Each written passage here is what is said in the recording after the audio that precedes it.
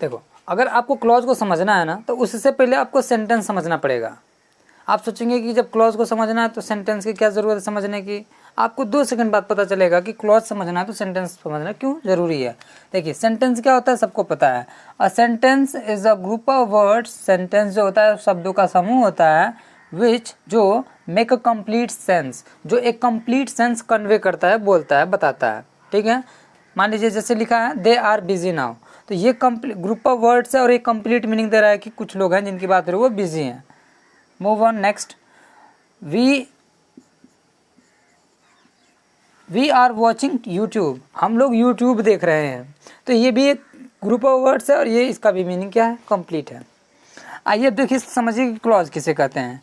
देखिए क्लॉज क्या होता है। अ क्लॉज इज होता है a part of a sentence, एक सेंटेंस का पार्ट, विच जो हैज़ जिसके पास, जिसके जिसके इट मीन्स जिसके, एंड इसका मतलब पास, जिसके पास होता है, जिसके पास होता है इट्स ऑन सब्जेक्ट, इसका खुद का सब्जेक्ट एंड प्रेडिकेट। फिर से देखेंगे। देखिए भाई, जो सेंटेंस होता है ना, वो सेंटेंस होता है, सबको पता है कि ग्रुप ऑफ वर्ड्स होता है जो एक कंप्लीट मैसेज को कन्वे करता है, बताता है। ठीक है, ये एग्जांपल है सेंटेंस के कि वे लोग बिजी हैं, ये कंप्लीट सेंटेंस है। दे आर वॉचिंग यूट्यूब, ये भी कंप्लीट स्टेटमेंट है। अब बात करते हैं क्लॉज को। क्लॉज को सबसे पहले समझिए कि हिंदी में उपवाक्य बोलते हैं। परिभाषा क्या है, हम कह रहे हैं कि जो क्लॉज है ना, वो एक पार्ट ऑफ सेंटेंस है, वो सेंटेंस का एक पार्ट है, जिसके पास होता है, क्या होता है भाई, किसके पास, क्लॉज के पास। तो जो क्लॉज है उसके पास होता है, एक नंबर ये कि सब्जेक्ट होता है और दूसरा नंबर ये कि उसके पास प्रेडिकेट भी होता है। आप समझ रहे हैं बात को। तो सबसे पहले ये आपको ये समझना है कि जो क्लॉज होता है ना, उसकी मोस्ट इंपॉर्टेंट थिंग ये है कि वो सबसे पहले तो एक सेंटेंस का पार्ट होता है। एक चीज़ ये हो गई, दूसरी चीज़ ये हो गई कि उसके पास खुद का सब्जेक्ट होता है, और तीसरी चीज़ ये हो गई कि खुद उसका उसके पास प्रेडिकेट भी होता है। अगर आपको नहीं पता कि सब्जेक्ट क्या होता है तो आप समझ लीजिए कि subject is something that we talk about. Subject वो चीज़ होती है जिसके बारे में हम बात करते हैं। और प्रेडिकेट क्या होता है, predicate is something that we talk about the subject. Predicate उसे कहते हैं जो सब्जेक्ट के बारे में बात करते हैं। सपोज आपको कोई बात करना है, तो कोई आपको टॉपिक चाहिए, तो जिसके बारे में बात करेंगे हो जाएगा सब्जेक्ट। तो जो सब्जेक्ट हो जाएगा उसके बारे में भी कुछ बात करेंगे, यानी कि जो विषय होगा उस पे बारे में भी कुछ बात करेंगे, तो वो हो जाएगा प्रेडिकेट उसका। जैसे मैं कहूँ कि पेड़ बहुत लंबा है, तो हम बात किसके बारे में कर रहे हैं, पेड़ के बारे में, तो पेड़ हो गया सब्जेक्ट। तो पेड़ के बारे में भी कुछ जानकारी दे रहे हैं कि बहुत लंबा है, तो वो हो जाएगा predicate. I hope you are getting. तो यहाँ तक अभी तक हम लोग ये समझे हैं कि जो सेंटेंस होता है वो ग्रुप ऑफ वर्ड्स होता है जो कंप्लीट मीनिंग देता है, और जो क्लॉज होता है ना, उसी सेंटेंस का पार्ट होता है और खुद का सब्जेक्ट और प्रेडिकेट भी होता है। तो ये थोड़ा सा कंफ्यूजिंग हो जाता है बच्चों के लिए। क्या क्या कंफ्यूजिंग हो जाता है, क्योंकि जो सेंटेंस होता है ना, उसमें भी देखेंगे कि ये सब्जेक्ट है और ये इसका प्रेडिकेट है। उसी प्रकार ये सब्जेक्ट है, इतना वी और आर वॉचिंग यूट्यूब, ये हो गया इसका प्रेडिकेट। तो कुछ बच्चे क्या होते हैं, कंफ्यूज हो जाते हैं कि जो सेंटेंस है उसी को क्लॉज बोल देते हैं और जो क्लॉज है उसी को सेंटेंस बोल देते हैं। मेरे भाई कंफ्यूज नहीं होना है, आपको एक चीज़ याद रखनी है। क्या आप बोल सकते हैं कि ये सब्जेक्ट और प्रेडिकेट ये किसी के पार्ट हैं? नहीं बोल सकते हैं ना, आप नहीं बोल पाएंगे, क्योंकि आपको आगे कोई स्टेटमेंट चाहिए तब आप बोलेंगे कि ये इसका पार्ट है। जबकि हम देख रहे हैं कि आगे कोई बात ही नहीं है, तो ये किसी का पार्ट नहीं है। जब ये पार्ट नहीं है और केवल सब्जेक्ट प्रेडिकेट है तो ये सेंटेंस होगा भाई। ठीक, उसी प्रकार इसकी भी बात करें, ये सब्जेक्ट है और यहाँ से लेके यहाँ तक प्रेडिकेट है, सब्जेक्ट प्रेडिकेट है इसमें, लेकिन ये किसी का पार्ट नहीं है मेरे भाई। जब ये किसी का पार्ट नहीं है ना, तो ये सेंटेंस होगा, क्लॉज नहीं होगा। इसमें हम लोग समझे हैं कि जो क्लॉज होता है वो सेंटेंस का पार्ट होता है और साथ ही साथ उसके साथ सब्जेक्ट और प्रेडिकेट भी होते हैं। इसमें देखेंगे मेरे भाई, यहाँ पे देखो ये एक सब्जेक्ट है और ये इसका प्रेडिकेट है ना। तो एक सब्जेक्ट और प्रेडिकेट हो गया मेरे भाई यहाँ से यहाँ तक। फिर उसी प्रकार देखेंगे गोला, ये हो गया सब्जेक्ट मेरे भाई, ठीक है, और ये हो गया पूरा क्या, प्रेडिकेट। तो यहाँ पे ध्यान से देखेंगे ना, तो यहाँ पे आपको दिखेगा एक सब्जेक्ट प्रेडिकेट, एक सब्जेक्ट प्रेडिकेट। क्या आप कह सकते हैं कि इसके बिना ये अधूरा है और इसके बिना ये अधूरा है? तो आप ऐसे भी बोल सकते हैं कि ये इसका पार्ट है, बोल सकते हैं मेरे भाई, और इसको बोल सकते हैं कि ये इसका पार्ट है। यही हम कह रहे हैं कि जो क्लॉज होता है वो पार्ट ऑफ सेंटेंस होता है। ये तो सिद्ध हो गया कि ये इसका पार्ट है, ये इसका पार्ट है। अब मेरे भाई देख लो कि इसमें सब्जेक्ट प्रेडिकेट है क्या, तो देखो यहाँ पे सब्जेक्ट है और इसका ये प्रेडिकेट है, तो इसको भी मेरे भाई एक क्लॉज बोलेंगे, ठीक है, और इसको भी एक क्लॉज बोलेंगे क्योंकि ये इसका भी सब्जेक्ट और प्रेडिकेट है। तो ये पूरा हो गया मेरे भाई प्रेडिकेट, ये इसका हो गया सब्जेक्ट, ये इसका पार्ट तो ये क्लॉज, ये इसका पार्ट तो ये क्लॉज। समझ रहे हो मेरे भाई। इसको देखिए, ये है सब्जेक्ट और ये है इसका प्रेडिकेट, ठीक है मेरे भाई, ये है सब्जेक्ट और ये है इसका प्रेडिकेट। क्या आप बोल सकते हो कि इसमें खुद का सब्जेक्ट प्रेडिकेट है? यस है। क्या आप बोल सकते हो कि इसमें भी खुद का सब्जेक्ट प्रेडिकेट है? क्या आप ये भी बोल सकते हो कि ये इसका पार्ट है? बिल्कुल बोल सकते हैं, क्योंकि ये इसके बिना अधूरा है, ये इसके बिना अधूरा है। तो जब एक दूसरे के बिना अधूरे हैं तो उसी को तो पार्ट बोलते हैं ना मेरे भाई। तो ये इसका पार्ट है और इसमें खुद का सब्जेक्ट प्रेडिकेट है, तो ये भी एक क्लॉज है। ये इसमें भी खुद का सब्जेक्ट और प्रेडिकेट है और ये इसका पार्ट है, तो ये भी एक क्लॉज है। I hope you have got it very well that what is the difference between clause and sentence. Are you getting my dear students? So once I want to make you understand again that what is the difference between them. देखो मेरे भाई, sentence सबको पता होता है कि sentence group of words होता है, उसमें खुद का सब्जेक्ट प्रेडिकेट होता है। तो देखो मेरे भाई, सब्जेक्ट प्रेडिकेट इसमें है और ये सेंटेंस है, इसमें भी सब्जेक्ट प्रेडिकेट है, ये भी सेंटेंस है। बात यहाँ पे कन्फ्यूजन आके मेरे भाई शुरू हो जाती है ना कि जो क्लॉज होता है उसमें भी सब्जेक्ट प्रेडिकेट होता है, लेकिन एक चीज़ इसमें एक्स्ट्रा होती है, वो होता है ये clause, sorry part of a sentence. ये किसी न किसी सेंटेंस का पार्ट होता है। अगर मेरे भाई इसी को लिख दूँ ना, ये जो भोला इज़ प्लेइंग है ना, अगर मान लो कि मैं यहीं पे लिख दूँ, यहीं पे ऐसे भोला इज़ प्लेइंग, तो मेरे भाई ये क्लॉज नहीं होगा। आपको याद रखना है ये, क्योंकि यहाँ पे सब्जेक्ट प्रेडिकेट तो हो गया, लेकिन ये किसी का पार्ट नहीं है। पार्ट नहीं है तो ये केवल क्या होगा? सेंटेंस होगा। I hope this concept is clear to you. So shall we proceed further? Okay, why not, take your time if you want to make a note of this. देखो मेरे भाई, ये अब हम लोग सीखना ये चाह रहे हैं कि क्लॉज के कितने टाइप्स होते हैं। देखो मेरे भाई, देखो क्लॉज के मेरे हिसाब से 10 टाइप्स होते हैं, ये टोटल हैं। अब मुझे नहीं लगता कि इससे ज़्यादा अब होते हैं, क्योंकि बहुत कम ही जगह आप देखे होंगे कि इतने भी होते हैं। कुछ लोग 4 पढ़ाते हैं, कुछ लोग 5 पढ़ाते हैं। मुझे लगता है कि जितना बहुत रिसर्च करने के बाद मुझे मतलब ये मिला है किताबों को देखने से कि 10 लगभग मिले हैं। तो मुझे लगता है कि इससे ज़्यादा तो नहीं होंगे। अब देखो मेरे भाई, पहला होता है प्रिंसिपल क्लॉज, दूसरा होता है सबऑर्डिनेट क्लॉज, तीसरा होता है कोऑर्डिनेट क्लॉज, चौथा होता है, भाई देखो नंबर आप इधर उधर वेरी कर सकते हो, कोई दिक्कत नहीं है। फोर्थ है डिपेंडेंट क्लॉज, फिफ्थ है इंडिपेंडेंट क्लॉज, सिक्स्थ है नाउन क्लॉज, सेवेंथ है एडजेक्टिव क्लॉज, एट्थ है एडवर्ब क्लॉज, नाइन्थ है defining clause and 10th non defining clause. देखो मेरे भाई, इतने टाइप्स के क्लॉज आज हमें पढ़ने हैं। सो बहुत ही अच्छे से सीखिए, समझिए और वीडियो के साथ बने रहिए। देखो मेरे भाई, सबसे पहले समझते हैं प्रिंसिपल क्लॉज। प्रिंसिपल क्लॉज क्या होता है? द क्लॉज यानी कि ऐसी कोई क्लॉज दैट जो इज है इंडिपेंडेंट, इंडिपेंडेंट मीन्स स्वतंत्र। तो ऐसी कोई क्लॉज, ठीक है ना मेरे भाई, ऐसी कोई क्लॉज जो स्वतंत्र है, किस लिए? टू गिव, देने के लिए, इट्स मीनिंग, अपने अर्थ को, इट्स कंप्लीट मीनिंग, अपने पूरे अर्थ को, एंड और इज मेड अप ऑफ, और जो बनी हुई है, विदाउट एनी कंजंक्शन, बिना किसी कंजंक्शन के, इज कॉल्ड, कही जाती है प्रिंसिपल क्लॉज। समझ रहे हो मेरे भाई? देखो लिखा इसमें ये गया है ना मेरे भाई कि जो प्रिंसिपल क्लॉज है इसको हिंदी में कहते हैं प्रधान उपवाक्य। आप खुद सोचो ना कि प्रधान का मतलब भी क्या होता है। प्रधान एक ऐसा शब्द है जो किसी के अधीन नहीं रहता है। तो वही जो बात है ना कि ये किसी के अधीन नहीं रहता है, किस लिए? तो यहाँ पे बात हो रही है मीनिंग देने के लिए। तो जो प्रिंसिपल क्लॉज होता है ना मेरे भाई, ये सेंटेंस, देखिए क्लॉज लिखा गया है, इसका मतलब ये श्योर है कि ये किसी सेंटेंस का पार्ट होगा ही होगा। लेकिन सेंटेंस का पार्ट होने के साथ साथ ना ये किसी पर भी डिपेंडेंट नहीं रहता है, मतलब इंडिपेंडेंट रहता है। इंडिपेंडेंट मीन्स स्वतंत्र। किसके लिए? To give its complete meaning, अपने पूरे अर्थ को देने के लिए। तो किसी अपने पूरे अर्थ को देने के लिए किसी पर डिपेंडेंट नहीं रहता है, और इज मेड अप ऑफ, और ये बना होता है विदाउट एनी कंजंक्शन। याद रखने वाली बात ये है कि ये बिना किसी कंजंक्शन से मिलके बनता है, और साथ ही साथ ये अपना मीनिंग देने के लिए स्वतंत्र होता है। I hope this the definition is clear to you. Definition clear है। Look at the examples. देखिए एग्जाम्पल समझते हैं। यहाँ पे अगर आप ध्यान से देखेंगे तो यहाँ पे मोहन है सब्जेक्ट और इसका प्रेडिकेट यहाँ से यहाँ तक है ना मेरे भाई। फिर उसके बाद ये कंजंक्शन है, ठीक। फिर उसके बाद देखो ध्यान से, तो ये सब्जेक्ट है और ये इसका प्रेडिकेट है। तो इस तरह से देखेंगे मेरे भाई ना, तो यहाँ पे एक सब्जेक्ट एक प्रेडिकेट हो गया ना मेरे भाई, और यहाँ पर भी एक सब्जेक्ट और एक प्रेडिकेट हो गया, ठीक। अब हमें देखना है कि इन दोनों में से प्रिंसिपल क्लॉज कौन है।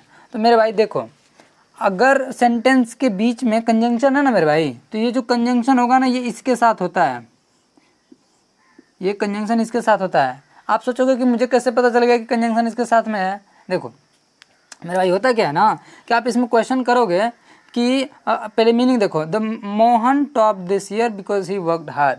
मोहन कठिन परिश्रम किया इसलिए सफल हो गया। नहीं सॉरी, मोहन इस साल कठिन परिश्रम किया, नहीं मोहन टॉप किया, सॉरी मोहन सफल हुआ फिर टॉप किया क्योंकि उसने कठिन परिश्रम किया। ये मीनिंग है ना मेरे भाई। क्वेश्चन करोगे मोहन क्यों टॉप किया, तो आंसर मिलेगा क्योंकि कठिन काम किया। तो देख रहे हो, क्योंकि कठिन काम किया किसने, मोहन ने, यानी कि वह जो लड़का मोहन है उसने कठिन काम किया इसलिए पास हुआ। तो देख रहे हो ये बिकॉज इसके साथ मीनिंग ऐड कर रहा है। तो आपको याद रखने वाली बात ये है ना मेरे भाई कि कंजंक्शन बीच में आता है ना, तो जो दूसरा वाला होता है सब्जेक्ट प्रेडिकेट, इसके साथ में कंजंक्शन रहता है। तो हम देख लिए कि ये जो क्लॉज है, सॉरी ये जो सब्जेक्ट प्रेडिकेट है इसके साथ में कंजंक्शन है ना मेरे भाई, और इसमें भी सब्जेक्ट प्रेडिकेट है लेकिन इसके साथ कोई कंजंक्शन नहीं है। तो इसका मतलब हम लोग अभी क्या सीखे हैं कि the clause that is independent, जो मीनिंग देने के लिए स्वतंत्र हो और is made up of without any conjunction, और बिना किसी कंजंक्शन से बने। तो ये तो कंजंक्शन से बन गया, इसको हम लोग प्रिंसिपल क्लॉज बोल देते हैं। लेकिन ये देखो मेरे भाई, सब्जेक्ट और प्रेडिकेट है और ये बिना किसी कंजंक्शन के है, और इसका मीनिंग भी देखो इंडिपेंडेंट है कि मोहन ने टॉप किया इस साल, मोहन ने इस साल टॉप किया। इसमें अब कुछ ऐसा नहीं है कि कुछ और बोलेंगे तो मीनिंग कंप्लीट होगा, माने बोलेंगे तो और अच्छी बात है, लेकिन इतना भी बोलेंगे तो मीनिंग क्लियर है। तो ये क्या हो जाएगा मेरे भाई, यस प्रिंसिपल क्लॉज। इस पे देखो मेरे भाई, the servant cooked the food and he slept soon. नौकर ने खाना बनाया और वो जल्दी ही सो गया। अब मेरे भाई देखो ये सब्जेक्ट है ना, फिर उसके बाद ये इसका प्रेडिकेट है। उसी प्रकार देखो ये सब्जेक्ट है और ये इसका प्रेडिकेट है। फिर हमें तो पता चल गया ना कि बीच में कंजंक्शन आता है तो वो किसके साथ रहता है, अपने बाद वाले क्लॉज के साथ में। अब तो पहचान ही लिए होंगे मेरे भाई, जहाँ मैं वीडियो बना रहा हूँ ना एकदम बगल में ही रोड है और यहाँ पे ट्रैक्टर भट्ठा के लिए माटी ले जा रहे हैं, सब ले जा रहे हैं। सब 4 घंटे से वीडियो बना रहा हूँ, आ रहे हैं सब, रोकना पड़ जा रहा है ताकि आपको कोई डिस्टर्बेंस ना हो। क्या करेंगे, देखिए एक गया, अभी एक और आ रहा है। तो ये मेरे भाई देखो ये समस्या है गांव में रहने का, ये समस्या होता है। देखो मेरे भाई मैं ये बता रहा हूँ आपको ना कि यहाँ से सीख लिया है कि कंजंक्शन बीच में रहता है तो बाद वाले क्लॉज के साथ में रहता है। इसे आप तो क्लॉज बोलेंगे ना, क्यों, याद है ना कि ये सेंटेंस का इसके पार्ट है, ये इसका पार्ट है, इसमें खुद का सब्जेक्ट, तो वो क्लॉज होता है। ठीक है मेरे भाई, देखो ये तो इसका मतलब ये इसका पार्ट हो, ये इसके साथ है तो ये कंजंक्शन के साथ क्लॉज हो गया। हमें क्या पता है कि जो प्रिंसिपल क्लॉज होता है वो विदाउट एनी कंजंक्शन होता है। तो देखो विदाउट एनी कंजंक्शन ये हो गया सब्जेक्ट और ये हो गया क्या, प्रेडिकेट, और ये बिना कंजंक्शन के, और इसका मीनिंग भी क्या है, इंडिपेंडेंट यानी स्वतंत्र है। The servant cooked the food, नौकर ने खाना बनाया। लेकिन इसका मीनिंग देखोगे ना मेरे भाई कि और वो सो गया और वो जल्दी सो गया, तो ये मीनिंग इनकम्प्लीट है। इसको बोलने से लगेगा ना कि कुछ छोड़ दे रहे हो, और वो सो गया, जैसे लग रहा है कि कुछ इसके पहले था, सच में था, ये वही था, तो ये नहीं बोल रहे हैं। इसका मीनिंग आपको कंप्लीट करना है तो इसको बोलना पड़ेगा, लेकिन इसको बोलना है ना, इसको इसका मीनिंग लेना है तो इसकी मीनिंग की ज़रूरत इसको नहीं है, इसीलिए तो इसको प्रिंसिपल क्लॉज बोला जाता है। ये वाला सेंटेंस आप बताएंगे कमेंट में दैट कि इसमें क्या प्रिंसिपल क्लॉज है और क्या, मतलब इसमें बस आपको यही बताना है कि प्रिंसिपल क्लॉज क्या है। आगे बढ़ते हैं मेरे भाई। देखो मेरे भाई अब बात करते हैं सबऑर्डिनेट क्लॉज के बारे में। देखो सबऑर्डिनेट क्लॉज को मेरे भाई कहते हैं आश्रित उपवाक्य। आश्रित का मतलब क्या होता है मेरे भाई, आश्रित का मतलब ये होता है कि कोई चीज़ जो किसी चीज़ पे निर्भर है उसको बोलते हैं आश्रित। तो मेरे भाई ना सबऑर्डिनेट का मतलब ही होता है आश्रित। तो जैसा कि इसका नाम ही बता रहा है कि ऐसी कोई क्लॉज, देखिए क्लॉज के बारे में बात कर रहे हैं, सबऑर्डिनेट क्लॉज मीन्स ऐसी कोई क्लॉज जो किसी दूसरे पे आश्रित हो। किस लिए, यहाँ पे किसकी बात हो रही है, क्या करने के लिए आश्रित हो, मीनिंग देने के लिए। तो मीनिंग देने के लिए कोई ऐसी क्लॉज जो दूसरे क्लॉज पे आश्रित हो उसे कहते हैं सबऑर्डिनेट क्लॉज। वही बातें देखिए मेरे भाई लिखे हैं डेफिनेशन में। डेफिनेशन मेरे भाई और कहीं से नहीं आता है, वो जो वर्ड होता है ना जिसके बारे में परिभाषा लिखा गया वही उसका मीनिंग होता है जो डेफिनेशन में लिखा जाता है, ताकि इन सेंटेंस बना के शब्दों का इस्तेमाल करके ताकि अच्छे से समझ में आए। देखो मेरे भाई, क्लॉज एक ऐसा क्लॉज दैट जो इज है डिपेंडेंट यानी कि आश्रित आश्रित आश्रित ऑन द प्रिंसिपल क्लॉज, ऐसा कोई क्लॉज जो प्रिंसिपल क्लॉज पर निर्भर है, टू गिव देने के लिए इट्स कंप्लीट मीनिंग अपने पूरे अर्थ को, एंड और इज मेड अप ऑफ, ऐसे भी सही है, made up of subordinating conjunction, और जो सबऑर्डिनेटिंग कंजंक्शन से क्या है मिलके बना हुआ है। देखो मेरे भाई एक बार और समझ लो, हम बात कर रहे हैं सबऑर्डिनेट क्लॉज के बारे में। सबऑर्डिनेट क्लॉज क्या है? अ क्लॉज एक ऐसा क्लॉज दैट इज डिपेंडेंट जो आश्रित है on the principal clause, principal clause पे, टू गिव देने के लिए इट्स कंप्लीट मीनिंग अपने पूरे अर्थ को। यानी कि जो सबऑर्डिनेट क्लॉज है ना वो प्रिंसिपल क्लॉज पे निर्भर रहती है अपने पूरे मीनिंग को देने के लिए। और क्या बात है? And made up of subordinating conjunction, और ये जो सबऑर्डिनेट क्लॉज है ये सबऑर्डिनेटिंग कंजंक्शन से मिलके बनी होती है। तो इसकी वजह से आपको क्या करना पड़ेगा कि सबऑर्डिनेटिंग कंजंक्शन में जानना पड़ेगा। तो उसके लिए मैं क्या करती हूँ, ऑलरेडी लिख दिया हूँ, सबऑर्डिनेटिंग कंजंक्शंस आर इफ है subordinating conjunction unless, until, after, before, that, as soon as long as, when, why, how, where, who, whom, which, because, जितने भी क्वेश्चन वर्ड्स होते हैं सभी सबऑर्डिनेटिंग कंजंक्शन के अंतर्गत ही आते हैं।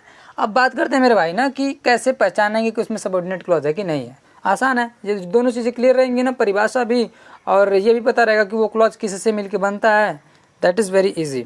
देखो मेरे भाई हो क्या रहा है ना कि द पेशेंट, जैसा कि हम जानते हैं कि सब्जेक्ट है और इसका प्रेडिकेट कहाँ तक है मेरे भाई, यहाँ तक है। फिर उसी प्रकार देखो मेरे भाई यहाँ पे एक सब्जेक्ट है, sorry for the interruption of the tractors. देखो मेरे भाई हो क्या रहा है ना कि एकदम रोड के बगल में ही है, बताया ही जैसे पहले ही कि ट्रैक्टर आते जा रहे हैं सब। देखो मेरे भाई ये सब्जेक्ट है और ये क्या है, प्रेडिकेट इसका है। उसी प्रकार ये सब्जेक्ट है और ये इसका प्रेडिकेट है। इसके अभी मैं बताया था कि जब बीच में कंजंक्शन आता है तो बाद वाली क्लॉज के साथ में रहता है। अब ये क्या है मेरे भाई, ये बिना किसी कंजंक्शन का अभी पहले पढ़े हैं कि जो बिना किसी कंजंक्शन के होता है और सेंटेंस का पार्ट होता है और मीनिंग कंप्लीट देता है वो प्रिंसिपल क्लॉज होता है। तो ये मेरे भाई प्रिंसिपल क्लॉज है, ये है प्रिंसिपल क्लॉज। ठीक है मेरे भाई, अब बात करते हैं ये क्लॉज किस प्रकार का है।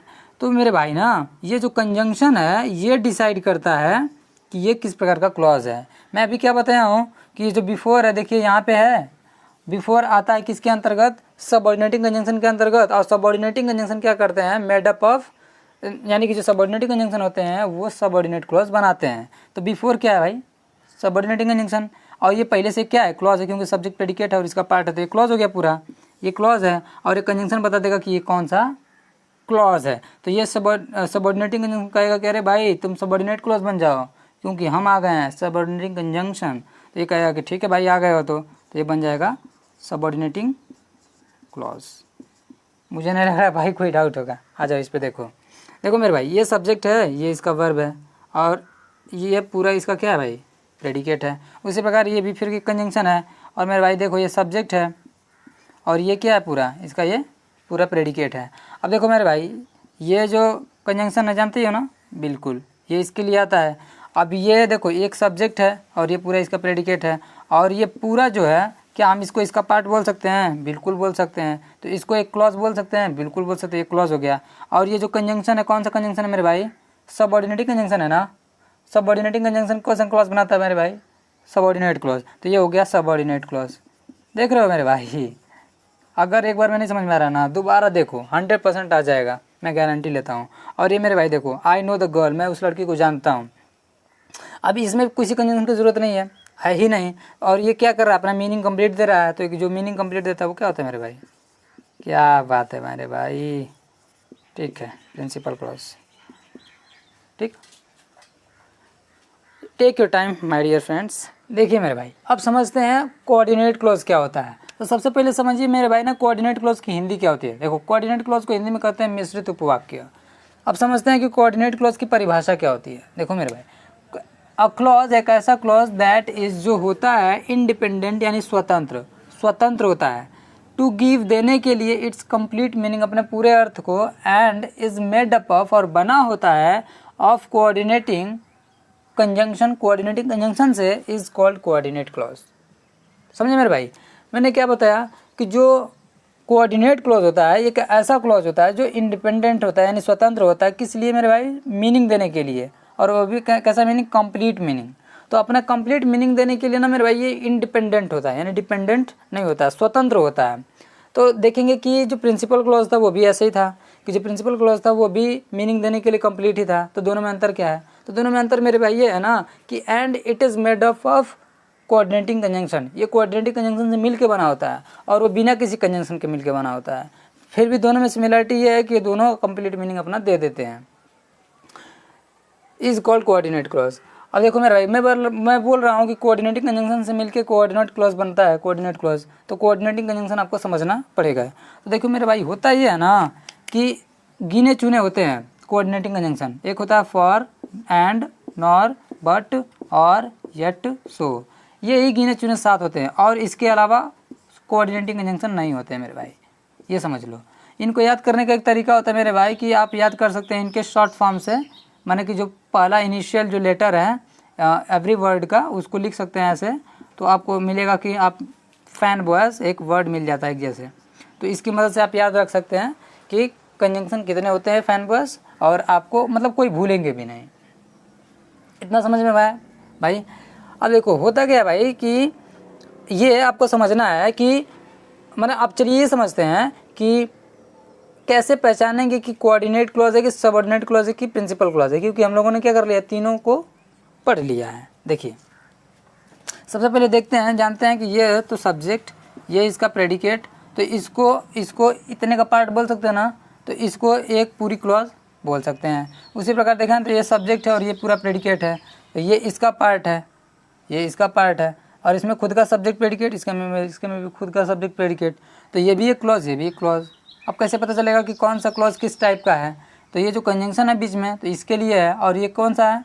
Coordinating conjunction. तो कोऑर्डिनेटिंग कंजंक्शन कोऑर्डिनेट क्लॉज बनाएगा, ये हो गया कोऑर्डिनेट क्लॉज। फिर उसके बाद ये बिना किसी कंजंक्शन के है तो ये हो जाता है बिल्कुल प्रिंसिपल क्लॉज। उसी प्रकार ये भी है प्रिंसिपल क्लॉज ही, क्योंकि ये भी बिना किसी क्या है, कंजंक्शन के है, और मीनिंग भी इसका कंप्लीट है कि Gopal is going to Mau, Gopal Mau जा रहा है। अब ये देखेंगे मेरा भाई, ये क्या है? ये हो गया सब्जेक्ट, ये हो गया प्रेडिकेट, इसके साथ ये कंजंक्शन है, तो ये कंजंक्शन जो है किस टाइप का है? कोऑर्डिनेटिंग। तो ये भी हो जाएगा कोऑर्डिनेट क्लॉज। ठीक है मेरे भाई, उम्मीद करता हूँ कि ये वीडियो आपके लिए बहुत ज़्यादा हेल्पफुल रहा होगा, और हेल्पफुल है आपके लिए तो कृपया से शेयर करें, चैनल को सब्सक्राइब करें, और कुछ भी अगर त्रुटियां हमसे हुई हैं तो कृपया उसको कमेंट बॉक्स में बताने का प्रयास करें। एंड बस यही कहेंगे कि कीप लर्निंग।